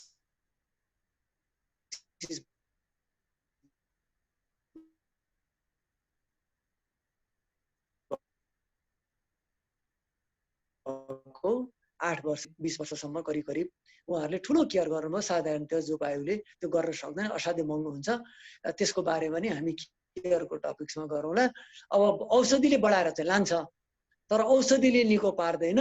औषधिले औषधि खुवाउनाले फाइदा के हुन्छ भन्नुहुन्छ भने हामीलाई नै उहाँको केही चिजहरू उहाँलाई त्यो औषधिले अलिकति स्लो स्पिड डाउन भन्छौँ नि, ब्रेक लगाएर बिस्तारै बिस्तारै बिस्तारै गरेको जस्तो मात्रै हुने हो, हुँदैन। त्यो बिस्तारै बिस्तारै गएर आयु चाहिँ खुवाएर के चाहिँ गर्न सक्छौँ भने उहाँलाई हामीहरूले लामो उमेरसम्म उहाँको अलिअलि होस रहन्जेलसम्म बिग्रिन नपाउँदै बिस्तारै बिस्तारै बिग्रेर त जान्छ। त्यो जाँदाखेरि हामी स्याहारकर्ताहरूलाई स्याहार गर्न सजिलो हुन्छ। उहाँहरू बिल्कुलै कोअपरेटिभ हुनुहुन्न। हामीलाई गाली गरिदिन सक्नुहुन्छ, बुहारीलाई लात्ताले हानिदिन सक्नुहुन्छ, छोरालाई लात्तीले हानिदिन सक्नुहुन्छ, तर उहाँहरूलाई थाहा नै हुँदैन, पुरा एग्रेसिभ हुनुहुन्छ। अब अर्को कुरो के हुँदै जान्छ भन्नुहुन्छ भने खाना पचाउन गाह्रो हुन्छ र खाना चपाउन पनि गाह्रो हुन्छ। किनभने एक त उमेरको कारणले प्रशस्त दाँतहरू हुँदैन। अब उहाँहरूले चपाएर खाना नसकेपछि हामीले लिक्विडमा पनि जानुपर्ने हुन्छ। अब त्यो खाना पनि सर्किन्छ। के हुन्छ भन्नुहुन्छ भने त्यो खाना मुखमा हालिदिइसकेपछि चपाउनै बिर्सिन्छ। अनि हामीले के गर्छौँ भने कति झरको गृहिणीहरूलाई अथवा केयरटेकरलाई बडा गाह्रो हुन्छ, अरू पनि काम हुन्छ, बुहारीहरूलाई नाति नातिनालाई स्कुल पुर्याउनु पर्ला, अर्को काम हुन्छ के गर्नु पर्ला। अब उहाँलाई खुवाउनु बस्दा ढिलो भएकोले कहिलेकाहीँ झर्को लागेर च्याप्पो अलि बढी हल्लाइदिने, मुख पनि यसो खानुहोस् भनिदिने, इरिटेसन हुन्छ यसमा। र यसमा के हुन्छ भने केयर गिभर्सहरू जसले स्याहार गर्नुभएको छ उहाँहरूलाई मानसिक रोग पनि हुनसक्छ, उहाँहरू डिप्रेसनमा जान सक्नुहुन्छ। त्यसले गर्दाखेरि उहाँहरूलाई हप्तामा 2-3 दिनमा हामी घरका अरू परिवारहरूले सहयोग गरिदिने सक्नुहुन्छ। हेल्दी हुनुहुन्छ भने अब छोराहरूले भयो, आमालाई भएको छ भने बुवालाई भएको छ भने आमाले, बुहारीहरू सब मिलेर यो चाहिँ 3-4 घण्टा भन्दा बढी एउटैले चाहिँ सेवा गर्यो भने यस्तो खालको हुने भएकोले अलिकति मनोरञ्जन, सुतेको बेलामा फेरि उहाँहरू दिनभरि सुत्दिनुहुन्छ, रातभरि उठिदिनुहुन्छ, कराइदिनुहुन्छ। त्यसले गर्दाखेरि छिमेकीहरूलाई पनि त्यसले डिस्टर्ब हुन सक्छ। अब नभएको कुरो भनेर मलाई मार्यो भनेर कराइदिनु होला, ल मलाई पिट्यो भनेर कराइदिनु होला। अब अहिले काठमाडौँमा त नजिक छ एउटा घर, छिमेकीको घरमा, अब फेरि उहाँहरूलाई पनि यो अल्जाइमरको बारे थाहा छैन भने उहाँले के भन्नुहुन्छ, राम धुलाइदिँदो रहेछ, त्यो त के को चाहिँ ठुलो पद हुने त्यसको, बाउले कुटेको मेरो झ्या अगाडि सुन्छु म, सधैँ बुढाहरू हुन्छन्, बिजो बोल पुलिस बोलाइदियो भन्नु होला, भरे प्रहरीले पनि थाहा नहोला, लगेर थुन्देला गर्दा के हुन्छ भन्नुहुन्छ भने यसले त अर्को किसिमको चाहिँ समाजमा सामाजिक दूरी त्यसले त यस्तो गरेको छ। अब अफिस नजाऊ हुँदैन, बिदा हुँदैन, मेरो बुवा बिरामी हुनुहुन्छ, अल्जाइमर भएको छ भनेर सर बिदा त दिँदैन अफिसले, थुनेर जानु पर्ने होला, हेर्ने मान्छे छैन, राखौँ मान्छे पाइँदैन यसका विज्ञहरू। त्यसले गर्दा यो बारे चाहिँ अब हामीले खोजी गर्नुपर्ने, हजुर हामी सबैले चाहिँ अब यसको तालिमको ठाउँ र अब हामीले एउटा के पनि विचार गरेको थियौँ भने मलाई जहाँसम्म लाग्छ सुवर्ण सरसँग यो बारे पनि कुरा भएको छ। अब हामीले एउटा ट्रेनिङ सेन्टर प्लस बाहिर अब हामीहरू केयर गर्न जान्छौँ नि त, इजरायलमा विशेष गरिकन, विदेशमा गएर पनि योभन्दा हामीले आफ्नै घरमा बसेर तलब खान मिल्ने, सरकारले केही हुन्छ ती सेवा कार्यकर्ताहरूलाई दिने र राति उनीहरू बस्दिने भएपछि घरको मान्छेले चाहिँ आफूले पनि हल्का भयो, उहाँहरूलाई पनि राति त उहाँहरूले सुत्न पाउनुहुन्छ नि। एउटै मान्छे 24 घण्टा ड्युटी गर्दा त्यसको त हेल्थ पनि राम्रो हुँदैन। त्यसकारण यो बारे पनि हामीले अलिकति यो केयर गिभर्सहरू उत्पादन गर्ने बारेमा नि अलिकति विचार गर्नुपर्ने हुन्छ। यसमा चाहिँ धेरै जसो सर्केर मृत्यु हुने सम्भावना बढी हुन्छ अल्जाइमर भएको बिरामीहरूको। हामीले खाना खुवाउँदाखेरि एकदमै विचार गर्नुपर्ने हुन्छ। अर्को कुरो के छ भने हामीको शौचमा नियन्त्रण रहँदैन, फुस्किरहन्छ। त्यसले गर्दा मलाई जहाँसम्म लाग्छ करिब 1-1.5 वर्ष अथवा 2 वर्ष चाहिँ उहाँहरूको अवस्था हेरेर हामीले त्यसपछि डाइपर प्रयोग गर्नुपर्ने हुन्छ र त्यसको हामी पछि त्यसलाई कसरी रगाउने, कसरी उठाउने, कहाँ उचाल्ने भन्ने बारे पनि अब हामीले अर्कोचोटिमा हामी कुरा छलफल गर्छौँ, भ्यायो भने आज पनि गरौँला। अर्को कुरो उहाँको कम्युनिकेसनहरू कम हुँदै जान्छ, बोल्ती कम हुँदै जान्छ, अनि उहाँहरूले बोलेको नै हामी बुझ्दैनौँ, गुनगुन मनमा कुरे जस्तो हुन्छ, एउटा भन्नुपर्ने अर्को कुरो भनिदिनुहुन्छ, बुहारीलाई आमा भनिदिनुहुन्छ अथवा भान्जी भनिदिनुहुन्छ, त्योसँग हामी ध्यान दिनु हुँदैन। उहाँले भनेका कुरा पुर्याउनुका लागि चाहिँ अब हामीले त्यसमा चाहिँ बढी ध्यान दिनुपर्ने हुन्छ। अर्को कुरो अन्तिममा गएपछि उहाँलाई आफ्नो नाम पनि थाहा हुँदैन, छोराछोरी कति पनि थाहा हुँदैन। जस्तो म यहाँहरूलाई निवेदन गर्छु, अमेरिकाका राष्ट्रपति रोनाल्ड रेगनलाई उनी राष्ट्रपति भएको पनि थाहा थिएन। त्यसले गर्दाखेरि धेरैलाई भएको छ, त्यो अहिले म समय लिन। जस्तो कि यो चार्ल्स बनसन हामीहरूको पालाकै, म हामीहरूकै भन्छु, अलिकति यो पाकोहरू नै हामीले यो कार्यक्रम भएको भएर चार्ल्स बनसन एकदम राम्रो हलिउडका एक्टर हुन्, उनलाई पनि अन्तिममा त्यही भएको थियो। त्यसपछिबाट यो आइरन लेडी भनेर भनिन्थ्यो बेलायतको प्रधानमन्त्री मार्गरेट थ्याचर, उहाँलाई पनि भएको थियो। अब हाम्रो यही पनि शैलजा आचार्यज्यूलाई, त्यसपछिबाट यो अटल बिहारी वाजपेयीजीलाई पनि भएको थियो। र अर्को एउटा कुरा म के जोड्न चाहन्छु भने दोस्रो विश्वयुद्धमा लडेका लडाकुहरू जो थिए, अमेरिकन सर्भाइभरहरू जो लडाइँबाट फिर्केकाहरू, उहाँहरूको 50% 50% सेनालाई यो भयो। के कारणले भयो भनेर भन्दाखेरि टाउकोमा ठुलो चोट, जस्तो युद्धमा जाँदाखेरि शत्रु पक्षबाट प्रहार गरेका कुराहरू लाग्यो होला, कुद्दाखेरि टाउकै ठोक्यो होला र हामीले टाउको कसैलाई नराम्रोसँग बज्रेको रहेछ भने विशेष गरिकन आजभोलि प्रसङ्गवश म एउटा के पनि जोड दिन्छु भन्दा विषयभन्दा अलिकति बाहिर गएर हामी प्राय घरमा बाथरुममा लुगा धुने गर्छौँ। त्यो बिल्कुलै गलत कुरो। साबुन र सर्फको प्रयोग बाथरुममा गर्नु हुँदैन र त्यहाँ पछारियो भने ब्रेन हेमरेज हुने अत्याधिक सम्भावना रहन्छ। त्यहाँ चलाउनु पर्यो नुहाउँदाखेरि हामीले त्यसमा लगाउने विशेष खालको चप्पल पाइन्छ। हामी धेरै त नुहाउँदैनौँ, एकजना जाने हो। एउटा त्यहाँभित्र एउटा भ्याकुम भएको जस्तो एउटा चप्पल पाइन्छ, त्यसले ट्याप्प समाउँछ।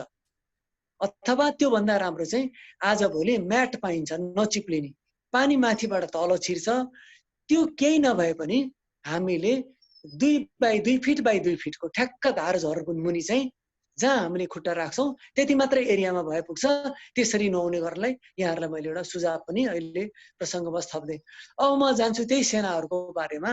उहाँहरूलाई चोटपटकको कारणले त्यो भएको भएर हामी कतै ठोकिहाल्यो भने अनि हामी पाएको मान्छे जस्तो एउटा अल्जाइमर भएको मान्छेलाई 2-3 वर्ष मात्रै भएको थियो र उहाँको आयु चाहिँ हामीले 8-10 वर्षसम्म पुर्याउन सक्थ्यौँ भने उहाँ लड्नु भयो भने त्यो 3-4 वर्षमा आउन सक्छ है। किनकि त्यो लडिसकेपछि त्यहाँ त ठाउँ खाली भयो। त्यो ठाउँ खाली हुँदाखेरि त्यो थर्केर त्यहाँभित्र अलिअलि भएका ब्रेनहरू पनि फेरि टुक्रिएर डेड हुन सक्छ। जस्तो अघि नै मैले सुरुमै भने ओखर खाली हुँदाखेरि हामीले हलाउँदा ख्यात्र ख्यात्र खल्ले जस्तै त्यो ब्रेनहरू चाहिँ खाली भएको ठाउँमा अझ बढी ड्यामेज भयो नि त। दुईतिर ठोकियो नि त, एउटा उता ठोकिएको झड्कामा त्यो दिमागहरूलाई बढी असर पर्ने भएकोले अल्जाइमर झन् बढी बढ्ने र त्यो हुन्छ। अब अर्को कुरो के छ भन्नुहुन्छ भने साधारणतः यो अहिले मैले अघि नै भनिहालेँ 60 वर्ष नआएको मान्छेहरूलाई चाहिँ अघि 5 देखि 7% हुन्छ। बढी ड्रिङ्क गर्ने अल्कोहल बढी गर्नेलाई पाएको छ। यसमा बढी अल्कोहल ड्रिङ्क गर्ने, गाँजाहरू खाने यस्तो खालको मान्छेहरूलाई, ड्रग्सहरूको प्रयोग गर्ने मान्छेलाई बढी सम्भावना हुन्छ। अर्को कुरो हामीले डिमेन्सिया भएको मान्छे, जो मान्छेलाई पहिला बिर्सिने रोग लाग्यो विभिन्न कारणले, अहिले मैले भने त विभिन्न टाइपबाट हुन्छ, पार्किन्सन टाइपबाट हो, डिमेन्सिया भास्कुलर टाइप हो, न्युरोलोजिकल प्रब्लम विभिन्न कारणले भएको मान्छेहरूलाई यो हुने सम्भावना रहन्छ। एचआइभी पोजिटिभका बिरामीहरूलाई पनि हुन्छ। लामो समयसम्म औषधि खानेहरूलाई पनि यो हुन सक्छ। अब यसको उपाय के हो त भन्दाखेरि चाहिँ हामीले युवा अवस्थाबाटै हामीले 50 नागिसकेपछि अथवा 60 को हाराहारीमा पुगिसकेपछि चाहिँ एउटा जीवनशैली हामीले सुधार्न पर्ने हुन्छ।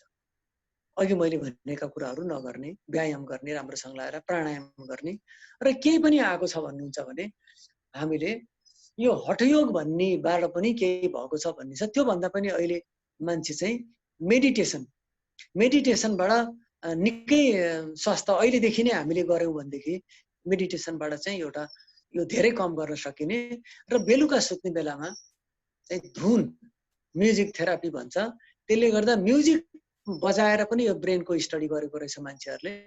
त्यसले गर्दाखेरि हामीले म्युजिकबाट चाहिँ ब्रेनहरू एक्टिभ हुने भएको भएर यी कुराहरूलाई हामीले ब्यालेन्स, अब पौष्टिक खानाहरू भयो, अब सागपातका कुराहरू भए र आफूलाई चाहिँ जस्तो प्राणायामको कुराहरू भयो, योगाहरूको कुरा भयो, अनि हिँड्ने। अब हिँड्ने भन्दा हामी के गर्छौँ भने गफ गर्दै हिँड्छौँ, त्यो कसरत हुँदैन, त्यो मर्निङ वाक हुँदैन, त्यसले शरीरलाई कुनै फाइदा गर्दैन, त्यो टाइम पास मात्रै हो। हामीले कमसे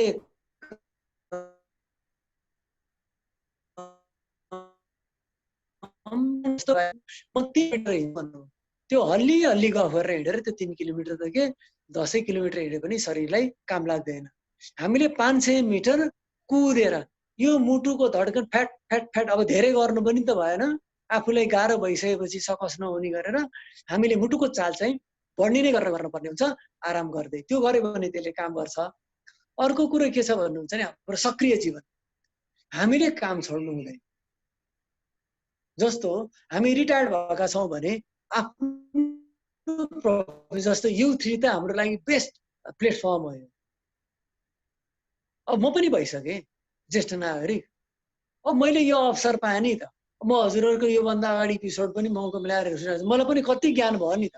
यसले पनि हामीहरूको ब्रेनहरू क्रियाशील हुन्छ र हामीले छलफल गर्ने र हामी साथीभाइहरूसँग चाहिँ भेटघाट गर्ने र छलफल गरिरहने बोलिरहने दिमागलाई एक्टिभ राख्नुपर्छ।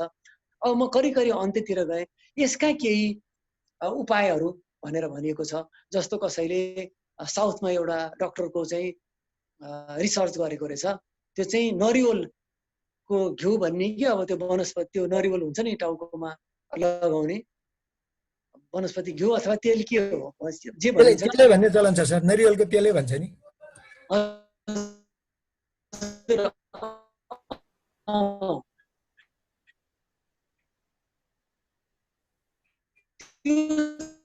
चाहिँ के भनेको छ भने 1 चम्चा बेलुका रेगुलर खानाले यसले ब्रेनलाई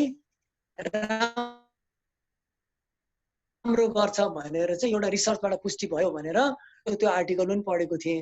र एउटा के पनि स्टडी गरेको रहेछ भने भारतको साउथ इन्डियामा जहाँ नरिवल बढी हुन्छ र नरिवलको भेराइटिजहरू, तेलमा पनि नरिवल, नरिवलको अचार, नरिवलको खानाको परिकार बढी भएको ठाउँमा नरिवल भएका मान्छेहरूको सर्वे गर्दाखेरि, स्याम्पलिङ गर्दाखेरि त्यहाँ कम अल्जाइमर भएको भेटिएको रहेछ।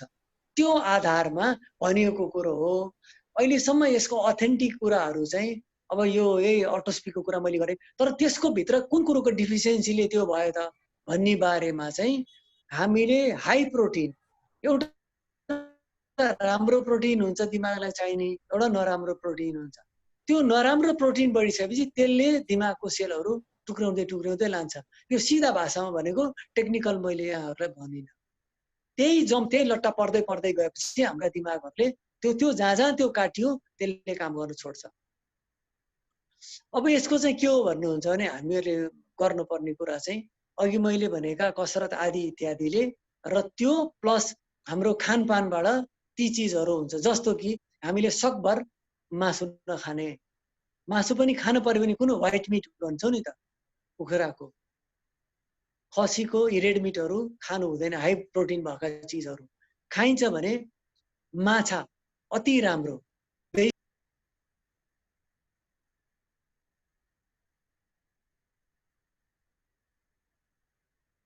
सरको म्युट भयो सर, म्युट भयो। अनुहार सर, ओमेगा 3 माछामा हुने भएकोले माछा चाहिँ खानु अति राम्रो मानिन्छ। नभए माछा खाइँदैन भने ओमेगा 3 त्यो पाइन्छ किनेर खानालाई, त्यो खाँदा पनि हुन्छ। तर त्यो पनि हामीले एउटा मात्र खाने गर्छौँ। त्यसैमा लेखेको हुन्छ, डक्टरसँग सल्लाह गर्यो भने मलाई जहाँसम्म लाग्छ सायद 3टा या 4टा खानुपर्छ। कम्तीमा पनि 2टा खाएपछि मात्रै 3 महिनापछि त्यसले असर गर्छ भन्ने पनि एउटा कुरा छ। मैले यहाँहरूलाई एक्टिभ जीवनका कुराहरू गरेँ, साथीभाइहरूसँग भेट्ने, खेल्ने। अहिले त हजुरको अनलाइन गेमहरू छ, ब्रेन गेमहरू छ। हामीले वेबसाइटबाट हेऱ्यौँ भने 2 जना मिलेर अब चेसै खेल्दा भयो। अहिले त अनलाइन चेसहरू छ। हामीहरू एउटा मिलेर अर्को आफ्नै कोठामा बसेर साथीसँग चेस खेल्न सक्छौँ। विज्ञानले यी पनि सुविधाहरू दिएको छ। अब विशेष गरिकन दही दुधहरू भए, च्याउहरू भए, चिजहरू भए, अब गोलभेडा आदि इत्यादि खाने। र प्रायः जसो के भनिन्छ भने हामी उमेर नागिसकेपछि चाहिँ रेगुलरली 6 महिना अथवा वर्ष दिनमा आफ्नो बेसिक प्रब्लम आएको, समस्या आएका चिजहरू, मुटुमा समस्या छ भने डक्टरले कतिमा आउनु भन्छ, त्यसलाई चाहिँ नियमित रूपमा त्यो समयमा फलोअप गर्नुपर्छ। अर्को कुरो के हो भने यो सर्वरोग होइन। त्यसले गर्दाखेरि हामीले यसको बारेमा चर्चा गरेर खुलेर चर्चा गर्नुपर्छ। यसले सामाजिक जुन किसिमको एउटा दूरी पैदा गरेको छ त्यसलाई कम गर्नको लागि चाहिँ यसको बारे नै हामीले चर्चा गर्नुपर्छ। अर्को कुरो यसमा अलिकति हामी मध्ये धेरै मैले देखेँ सहभागीहरू हामी सबै, यो सरकारले पनि यसको बारे सोच्न सकेको छैन। वास्तवमा यो डिमेन्सिया एक्सन प्लान बनाउन एकदम जरुरी छ र बनाएर यसको बारेमा प्रचार प्रसार र स्वास्थ्य मन्त्रालयले पनि यसको चाहिँ यसको बारे कुनै एउटा युनिट खडा गरेर त्यो पनि सुरु गर्नुपर्ने छ। अर्को कुरो चाहिँ यो स्कुलहरूमा हजुरबुवा हजुरआमालाई कसरी यस्तो भयो भने कसरी पाल्ने, अथवा नर्सिङमा पनि यस्ता कोर्सहरू राख्ने। एमडी त नभनौँ, अब हजुरको एमबीबीएस गर्नेहरूलाई पनि चाहिँ हामीहरूले त्यो गर्न सक्छौँ। अर्को कुरो के छ भन्नुहुन्छ भने नेपाल सरकारले यो अल्जाइमरको बिरामीलाई 1 लाखसम्म डायग्नोस भइसकेपछि उपचारको लागि दिने व्यवस्था छ। त्यसको बारेमा म अलि धेरै जान्न। अब त्यसो भएको भएर अब हामी ज्येष्ठ नागरिकले पनि हामीले स्पेसल कुनै एउटा गर्यो भने त्यसमा भएला। अहिले चाहिँ मैले यही बिट मारे, मलाई 1 घन्टा मैले निकै 15 मिनट मेरो लम्ब्यो, त्यसको लागि म क्षमा चाहन्छु। किनभने अलिकति केही बाहिर पनि गएँ, यहाँहरूलाई उदाहरण दिँदा सजिलो हुन्छ कि भनेर, त्यसको लागि म क्षमा प्रार्थी छु। अहिले मैले यो मेरो सरस्वती भनाइ चाहिँ मैले यहाँ बिसाएर अब हामी अलिकति हजुरहरूको पाटोबाट के कस्तो अनुभव थियो, के कस्तो चाहिँ अलि जान्न पाए हुन्थ्यो भन्ने छ, त्यो चाहिँ सुरु गरौँ न सुवर्ण सर। हजुरले अब त्यहाँबाट ऊ गरिदिनु होला, यो कोअर्डिनेट गरिदिनु होला जो साथी हुनुहुन्छ। हस्, म यहाँ बोल्नलाई चाहिँ नि हात उठेकोमा पालै पालो गर्छु। ध्रुव नेपालजीले पहिले हात उठाउनु भएको छ, त ध्रुव नेपालजी सर्टमै राखिदिनु। अनि रामबाबु दाईको नि हात उठेको छ, 2 जना हुनुभयो। अनि गुप्त छ ल, 3टा प्रश्न अहिले लिउँ। अनि फेरि पछिल्लो साथीहरूले चाहिँ नि त्यहाँ कम्प्युटरमै चाहिँ नि हात यसो उठाइदिइराख्नु होला। त यो 3टा चाहिँ नि उहाँहरूको लिइहाल्नु सरसरी। ल ध्रुवजी उठो, अनम्युट गर्नुहोस्। ध्रुवजीको अनम्युट भएको छैन। भएन ए ओके। ए नमस्कार है। नमस्कार हजुर, नमस्कार हजुर। एकदम यो हामीलाई सबै एकदम महत्त्वपूर्ण, किनभने हामी कोही चाहिँ नि यही खालको अल्जाइमर भएको मानिसको केयर गर्नुपर्ने, कोही आफै चाहिँ नि होला भनेर डराएर बसिरहेका मानिसहरू छौँ होइन। कति बाँचिएला थाहा छैन, अब हुन्छ कि भनेर डराएका मानिसहरूलाई यस्तो एकदम आफैलाई चाहिने विषयवस्तु भयो भने यहाँले प्रस्तुत गरिदिनु भयो। हामीलाई डर मात्रै भइरहेको विषयमा है, त्यो चाहिँ नि एउटा भयो। यसमा मैले एउटा सुनेको थिएँ, यहाँले चाहिँ नि प्रस्तुतिमा मैले सुन्न छुटाएँ कि के गरेर, यो अन्तर्राष्ट्रिय रूपमा बेसार चाहिँ नि अल्जाइमरको लागि एकदम पोजिटिभ चाहिँ नि रिजल्ट ल्याउँछ भन्ने चाहिँ एउटा सुनेको थिएँ। यहाँलाई चाहिँ सुन्नु भएको कि छैन, बेसारले धेरै फाइदा गरेको छ भन्ने। साइकेट्री डाक्टरले पनि एकचोटि हाम्रो यस्तै कार्यक्रममा चाहिँ भन्नुभएको थियो, बेसारले फाइदा गर्छ भन्ने एउटा कुरा। अर्को कुरा सरले चाहिँ के भन्नुभयो भन्दाखेरि अल्जाइमरलाई त्यो नरिवलको चाहिँ नि तेल अथवा घिउ चाहिँ राम्रो गर्छ भन्नुभयो। यो चाहिँ नि त्यो पक्कै होला होइन। तर अर्को कुरा के भने त्यसको साइड इफेक्ट, नरिवल चाहिँ नि त्यो मा हुने जुन चिल्लो पदार्थ छ त्यो चाहिँ नि ऊ चाहिँ नि के भन्छन् हाम्रो त्यो रुम टेम्परेचरमा जम्ने खालको, त्यसलाई के खालको फ्याट भन्छन् नि, त्यो हुने भावनाले त्यो एकदम चाहिँ नि ऊ एचडिएल होइन कि एलडिएल बढाउने भावनाले त्यसले अर्को साइड इफेक्ट गर्छ कि भन्ने शङ्का लाग्ने कुरा भयो। किनकि नरिवलको तेल चाहिँ नि खानु, नरिवलको चिजहरू यसले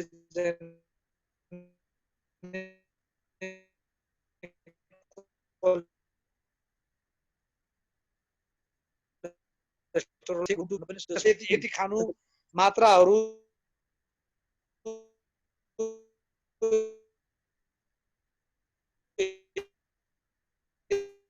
अधिकारी होइन। हरेक मान्छेको चाहिँ शरीरको बनोट र भित्रको इन्जाइमहरू, भित्रको तन्तुहरूको क्यापेसिटी फरक फरक हुन्छ। त्यस कारणले त्यो होला नहोला त्यो आफ्नो ठाउँमा छ। तर ध्रुव सर दिमागमा चाहिँ के राख्नु भयो हुन्छ भने अहिलेको मैले बोलिन्जेलको समयसम्ममा अल्जाइमरको औषधि बनेको छैन।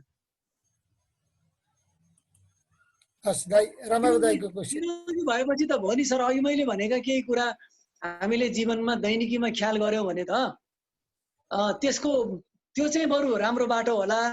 यी कुराहरू पत्ता नलागिन्जेलसम्म त्यसले गर्दा त्यो बाटो चाहिँ आफ्नो हातको कुरो भयो, मलाई त्यस्तो लाग्छ। त्यतातिर चाहिँ लाग्ने हो कि। धन्यवाद ध्रुव सर। हस् ल, धन्यवाद मनोहर सरलाई, धेरै धेरै धन्यवाद है कि एकदम व्यवहारिक कुराहरू सरल भाषामा सरले आज राख्नुभयो।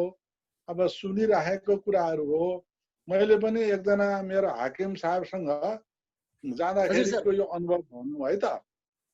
हजुर सर, उहाँलाई भेट्न गयो हामी। उहाँको उमेर चाहिँ नि यस्तै 98 वर्षदेखि हुनुभएको थियो त्यो बेला। अनि बस्यो, अनि मैले चाहिँ नि हजुरसित काम गरेका थिएँ नि भनेर चाहिँ नि यो अफिसमा भनेर भनेको उहाँलाई त्यो अफिसमा त्यो पोजिसनमा आफू भएकै चाहिँ सम्झना नभएपछि त्यो उहाँको मातहतमा काम गर्ने मलाई उहाँले चाहिँ नि सम्झने कुरा पनि भएन है। अनि अनुहार चाहिँ हेरिरहनुहुन्छ अनि आजभोलि के गरिँदैछ भन्नुहुन्छ होइन। अनि फेरि अनि त्यसपछि भन्यो अनि 5-7 मिनटपछि फेरि केमा व्यस्त हुनुहुन्छ तपाईँ आजभोलि केमा भुल्नु भएको छ भन्नुहुन्छ। फेरि भन्यो फेरि चाहिँ सोध्नुहुन्छ गरेर 5-6 पटक मैले चाहिँ नि उहाँलाई भने। अनि पछि एकपटक चाहिँ उहाँ 79 वर्ष पुगेको बेलामा चाहिँ भेट्न गइयो शुभकामना जन्मदिनको शुभकामना दिन भनेर गएको 92 वर्ष भइयो भन्नुभयो 79 वर्ष भएको मान्छेले होइन। अनि उहाँको छोराले के भन्नुभयो भने 92 वर्षमा ठुलो दुर्घटनामा पर्नु भएको थियो बुवा। त्यसपछि उहाँको उमेर बढेकै छैन। त्यो समयबाट बिर्सन चाहिने थाल्नु भएको होइन। अनि उहाँको उमेर चाहिँ नि 92 मै बसिरहेछ। त्योभन्दा अगाडि बढेकै छैन। 7 वर्ष अगाडिको उमेरै बसिरहेछ। 7 वर्षदेखि अब त्यो दुर्घटनाबाट चाहिँ नि सन्चो भएपछि उहाँले बिर्सन थाल्नुभयो।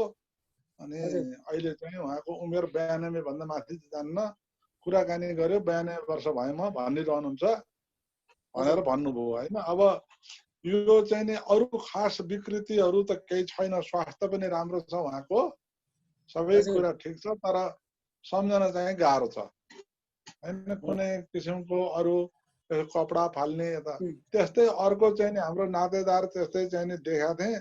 उहाँको चाहिँ हविगत चाहिँ बडा गाह्रो कपडा फालिदिने अनि भेट्न भनेर जाने मान्छेले चाहिँ नि पहिला घरका मान्छेले हेरेर उहाँलाई चाहिँ नि गएर कपडा सपडा लगाएर ल्याइदिनु पर्ने।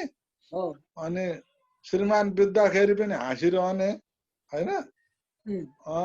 निस्केर हिँड्दिने अनि चाहिँ छोपेर ल्याउनु पर्ने त्यस्तो किसिमको भएको चाहिँ नि बडा दर्दनाक अवस्था चाहिँ नि थियो। अब यस्तो हुँदो रहेछ। अब एकचोटि चाहिँ यो डाक्टर सञ्जीव उप्रेतीको बुवाले चाहिँ नि आफ्नो जीवनीमा लेख्नु भएको छ आफ्नो श्रीमतीको विषयमा के भयो भनेर होइन।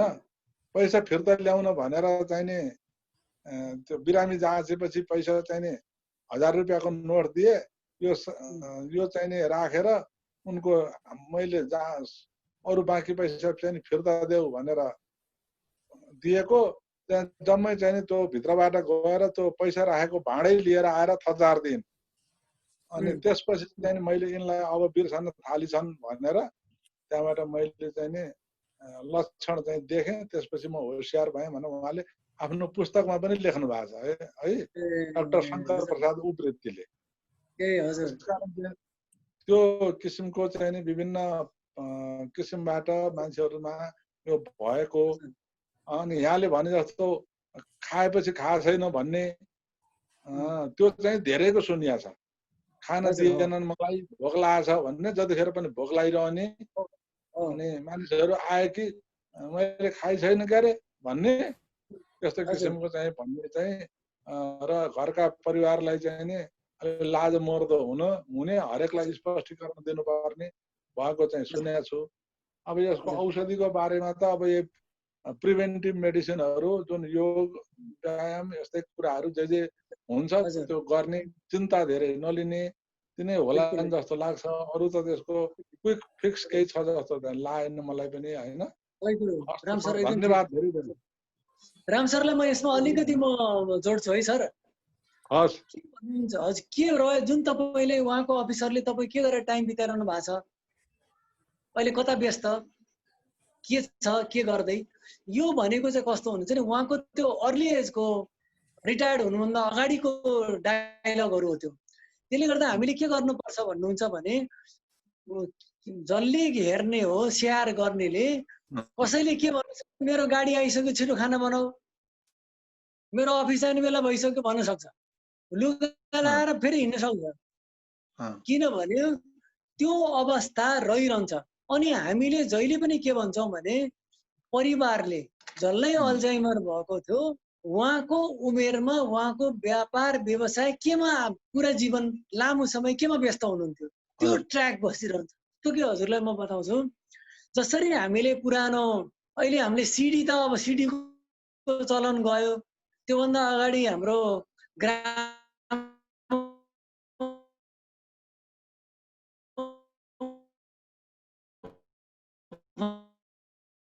चक्र बाँकी नभनी त्यही मेरो नेपाल मात्र भन्यो नि, फेरि मेरो नेपालमा मात्र भन्यो नि, ट्र्याकमा हालिदियो भने बाँकी गीत बज्छ। यसको चाहिँ ट्र्याक नै त्यही हो, त्यसले गर्दा त्योभन्दा बढी आउँदै आउँदैन। त्यसकारण हामीले त्यो कुरालाई हामीले मनन गरेर उहाँहरूलाई केयर गर्ने हो। हामीहरूको अरू भूमिका रहँदैन, उहाँहरूलाई उत्तेजित नबनाउने होइन। त्यो त गर्नु भएको छ उहाँको छोराहरूले हो। अब खाना खानलाई आउनु भएन, मान्नु भएन भने हजुरको त अफिस जाने बेला भयो नि भनेपछि त्यो ट्र्याक खुल्छ। बुझेँ, त्यो त उहाँहरूले गर्नु भएको छ। अफिस जान त खाना खानु पर्यो, अफिस जान त खाना खानु पर्यो भनेर खाना खुवाइदिनु पर्यो। खाना खुवाइसकेपछि अफिस जाने कुरा बिर्सिन्छ, फेरि त्यो दिगो बस्दैन। किनभने अहिलेको कुरो सम्झिँदैन। यो तरिकाले हेरविचार गर्ने टेक्निकका कुराहरू हुन्। अब हामी फेरि अरू कसको भन्नुभयो सुवर्ण सर अघि? ए गुप्ता सर। हस्, धन्यवाद सर, धेरै धेरै राम्रो कुरा छ।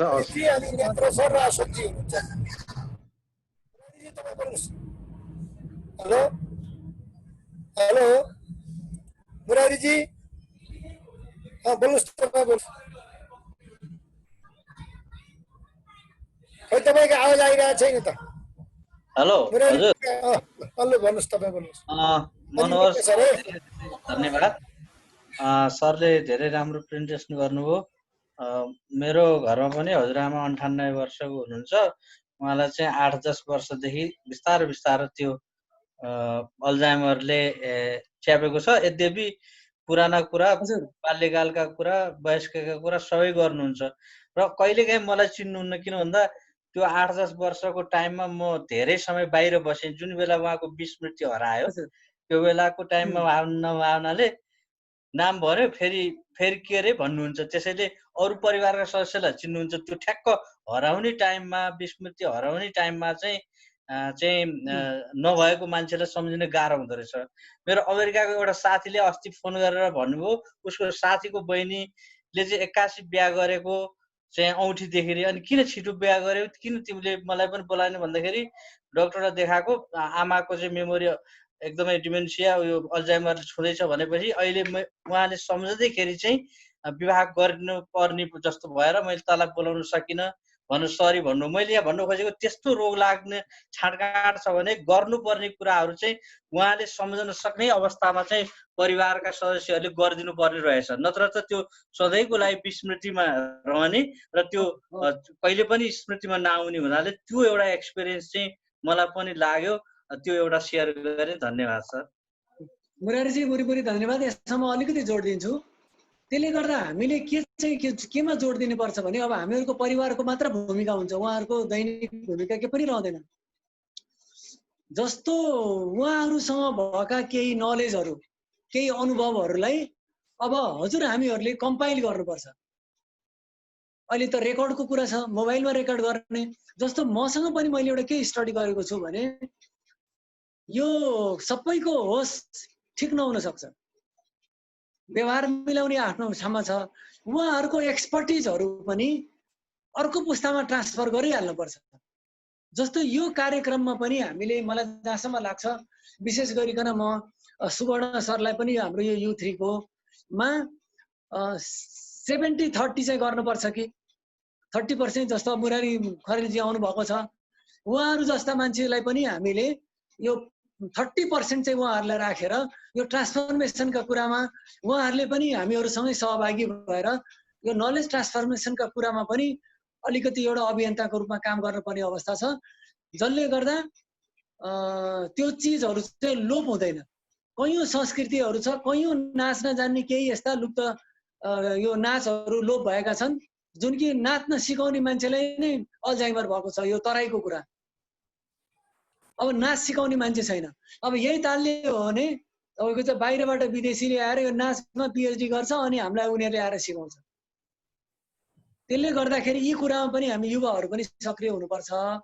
अर्को कुरो जहाँसम्म मान्छे सम्झिने कुरामा उहाँले एकजना जो डे टु डे हरेक दैनिकीमा देखा पर्छ उहाँको अनुहार चाहिँ उहाँको इमेजमा रहन्छ। 3-4 जना गयो भने छुट्याउन गाह्रो हुन्छ।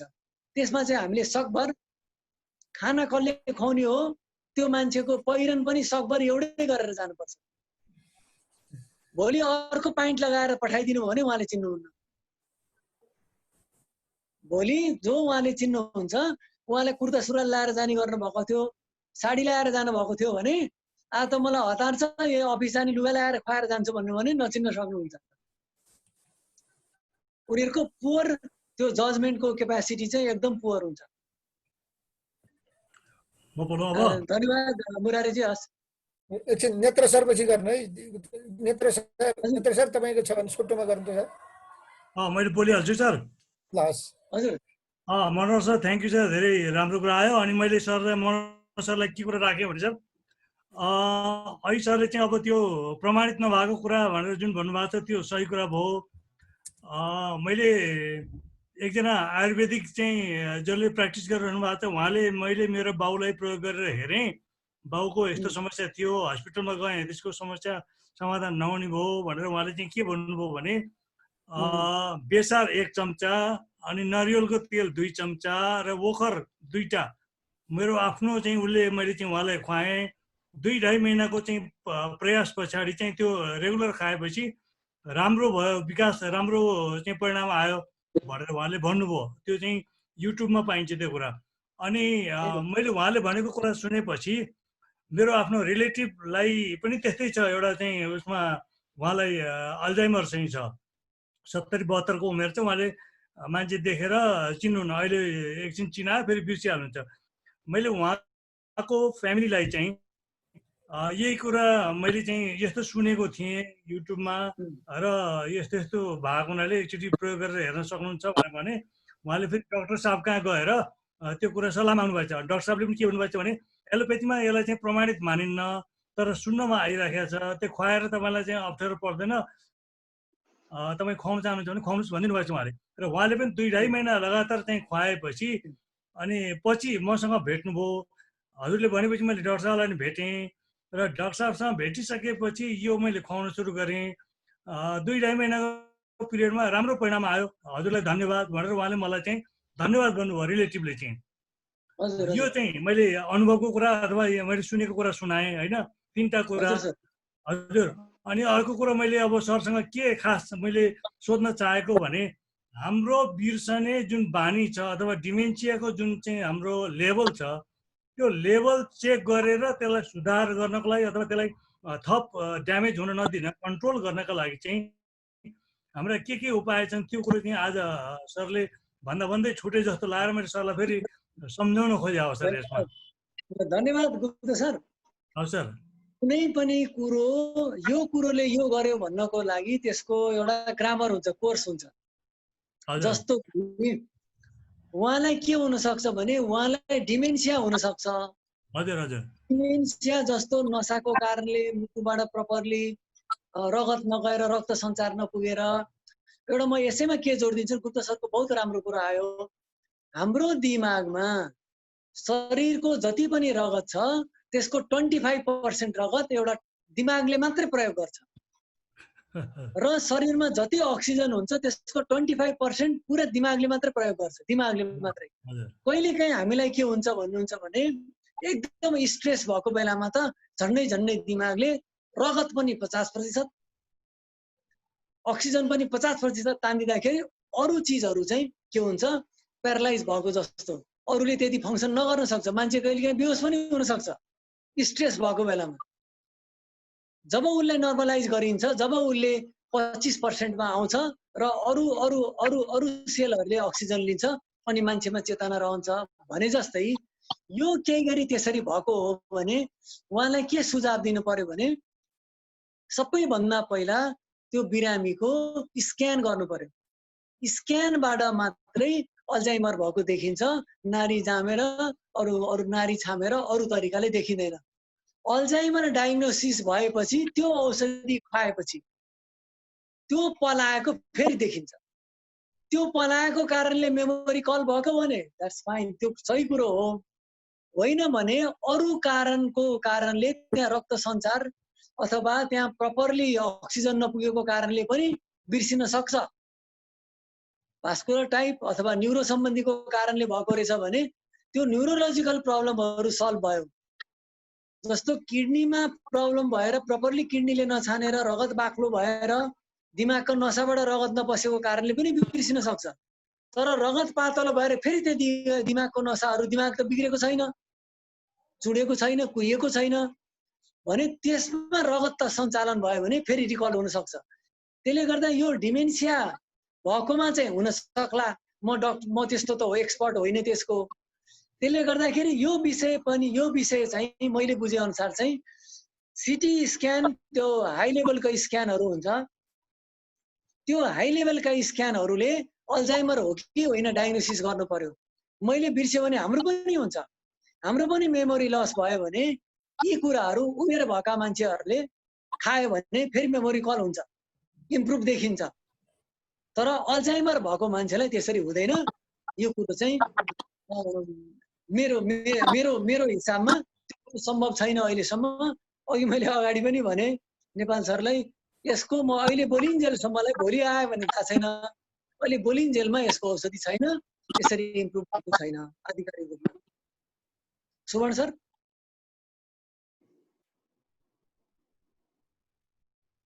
सुवर्ण सरको माइक अफ छ। हजुर हजुर म बोल्दैछु। हाम्रो मित्रको भइसकेको हो, उहाँको अघि उठ्यो, अहिले त्यो भयो। अनि अशोक सर र हाम्रो राजेश्वर देवकोटा सर हुनुहुन्छ। सरले अनि नेत्र सरको त्यसपछि Rajeshwar sir. Hello Ashok sir. हजुर हजुर हजुर भन्नुहोस् त। नमस्कार। आजको हाम्रो यस कार्यक्रम राखेको मलाई मन पर्यो र मलाई अलिकति आफूले अनुभव सँगालेको विषय पनि पर्यो है। मेरो उहाँ स्वयंलाई केही समय पछि उहाँको डेथ त भयो, तर केही समय यो चाहिने लक्षणहरू नि मैले प्रत्यक्ष भोगेँ। त्यो कुराहरू यहाँ पूर्व साथीहरू सबै भन्नुभयो है, त्यो एकदमै त्यो कमन रहेछ। अर्को मेरो सासू आमा हुनुहुन्छ, उहाँलाई मैले यहाँ अमेरिका पनि ल्याएँ है। उहाँको समस्या यही रहेछ, उहाँले चाहिँ नि मलाई देख्दै चिन्नु भएन है। को मान्छेलाई मैले भेटेँ, यो मान्छे को लिन आएको यो यस्तो मान्छे भनेर फर्स्ट डे भन्नुभयो है। अनि मलाई ठिकै छ, अब त्यो जेट लागेको यताउता हुन्छ नि, त्यस्तो भयो कि मलाई त्यति साह्रै त्यो भएछ भन्ने कुरो भएन कि, अरू सुरु भइसकेको रहेछ। अनि ल्याए मैले 10-15 दिनपछि हस्पिटल लगेँ, न्युरो सर्जन सबैलाई देखाएँ र डक्टरले स्क्यान गरेपछि एउटा लेफ्ट साइडमा अलिकति स्कार देखिएछ, अरू केही होइन। अनि 15 दिन जति एउटा औषधि खानु, त्यसपछि के हुन्छ यसको भनेर भन्नुभयो।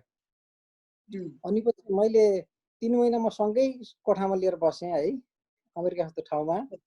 नि उहाँले चाहिँ नि ल ढोका खोल्नु त, नाता नलगाउने के, ज्वाइन नभने, अब जे आउँछ त्यही भन्नु मलाई। अनि म त त्यहाँ बाख्रा चराएको छ, हामीले बाख्रा चराउने ठाउँ म हराउँथ्यो र नि, म त एकछिन त्यता गएर आउँछु, अनि खेतमा काम गरे होला नि भन्ने। अनि हाँसो लाग्ने है। अनि गरी फेरि उहाँको विगतका कुरा हुन्छन् नि, यस्तो सिलसिला आउने कि त्यो कुराहरू चाहिँ नि रेकर्ड गर्ने कुरो भन्नुभयो नि। अब मैले त्यस्ता कुराहरू धेरै कुराहरू उहाँबाट विगतका कुराहरू नि मैले राखेँ। अनि त्यसपछि यहाँ उपचार गर्नको लागि मैले निकै प्रयास गरेँ, नमानेपछि म स्वयंले नेपाल लिएर जानलाई अब टिकट काटेर 3 महिनामै अनि गएँ। प्लेनमा बसियो है। अलि त्यहाँ प्लेनमा लैजान पनि गाह्रो भयो, किनभने 2 जना सँगै जाँदाखेरिमा अघि पछि भएछ। उहाँले चाहिँ नि ल यो आइमेसँग त म जाँदै जान्न है, व्हिल चेयरमा नि म जान्न, मलाई कहाँ लानु लाग्यो बाँधेर यसरी, मैले के गल्ती गरेको छु र भनेर भन्नुभएछ। अनि उसले चाहिँ टिकट र पासपोर्ट हातमा लिइदिएछ। अनि त्यसपछि भन्नु ओहो मेरो त यस्तो चाहिँ नि गरिन, बदनाम गरे भन्दै हुँदैछ अनि त्यसपछि मैले यसो हात ठड्याएको त्यो उसले चाहिँ नि मसँग सँगै लगेर भेट गरायो अनि म आत्तिने होइन है केही नि भएको छैन के भनेको उसलाई पहिला गाली गर्नुभयो अनि पछि त्यो लेडिज थिए त्यो नानीले मलाई यहाँसम्म त ल्याइ मयै गरेर ल्याइ है तर मेरो त्यहाँ अरू अगाडि यो काट नभए कि हामी के भने उहाँले बुझ्नुहुन्न है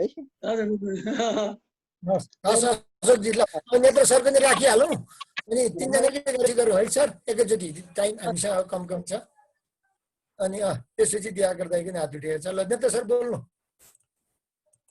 अशोकजी तपाईँले म यो फोन नम्बर पनि हाम्रो सुवर्ण सरसँग छ मलाई पर्सनली सम्पर्क गर्दा नि केही फरक पर्दैन सर सेयर गर्नुला नि के भएर अहिले कार्यक्रम भएकोले हुन्छ सर अशोकजी ल धन्यवाद है त तपाईँलाई तपाईँको अलि इन्ट्रेस्टिङ थियो अब यो समयको कारणले मेरो पनि अलिकति लामो भयो हजुर म बोलाएँ त सर सर नमस्कार नमस्कार हजुर नमस्कार मनोहर सरलाई एकदम धन्यवाद छ एकदम सरल सहज भाषामा एकदम सामाजिक मुद्दालाई एकदम यो चाहिँ संवेदनशील मुद्दा पनि हो जस्तो मलाई चाहिँ लाग्छ म पनि यसमा अलिअलि चासो राख्ने मान्छे हो होइन मेरो परिवारमा चाहिँ यस्तो अहिलेसम्म परेको छैन तर यसो सुनिन्छ देखिन्छ अब नेपालमा पनि निकै अब यो 65 वर्ष माथिको मान्छे 5-6% नागिसक्यो अब डाटाहरूले पनि देखाइरहेछ अब 7% मा पुग्छ भन्दैछ 2030 सम्ममा त 15% नै पुग्छ भन्दैछ यसले होइन अहिले हाम्रो अब नेपालमा शताब्दी पुरुषहरू पनि नागिसके जस्तो कि सत्यमोहन जोशी